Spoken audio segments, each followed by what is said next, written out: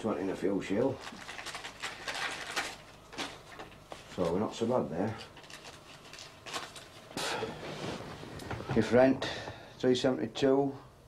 Insurance, milk. 56, milk. Beverly's dinners, bread, TV, electric, gas, heaters, papers, holiday club, cigs, food, gratin, Beverly's spending money, bus fares. Know what else is there this week? No, I can't think about. Oh, that's 22.85, is that damn thing again? What, a couple of quid spending money? Hell, we're back to square one again. What you say, Beverly wants a dress, don't you? She could do with one, and her pumps are nearly off her feet. How much is that going to cost us? Well, I should say about £3 or so. That leaves us with a quid.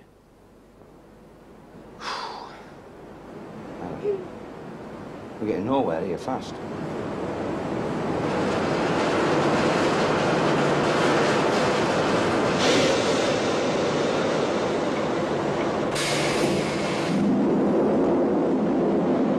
Plenty of noise. This you've got used to, you know, you're sort of brought up with the noise when you walk into the factory. And the fumes, there are some fumes worse than others. Some that make you cough, some that get on your chest. For instance, and there's a chemical there that we use. If you've used it that day, and you light a cigarette up at night, even in your own home, miles away from the factory, you can taste this in your cigarette. You know, you can taste it in your food. And it's rather a bad chemical, is it?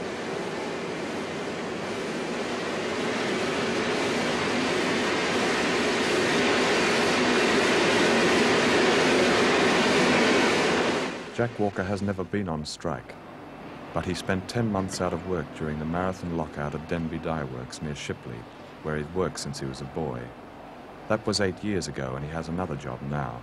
But he's never forgotten how 250 men were told they would be sacked unless they renounced their union. Denby Dye Works here in front of us has very special memories for you. You worked here for 13 years, your father worked here, and your brother-in-law worked here. Yeah. And you took part in what was the longest strike in this country's history over a dispute at Denby's. Yeah. And yet you're not a militant, are you? Oh, certainly not, no. Tell us about that strike and what it meant to you. Well, it was reported in the local press that it was a foreman that ran a machine. This actually was madam. You know, what it was that Denby's at that time did not want the trade union movement in the works. They came and said that if you want to work here after today, it's a non-union shop on our conditions.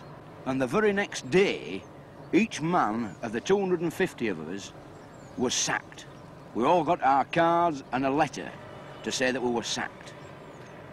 And I think that this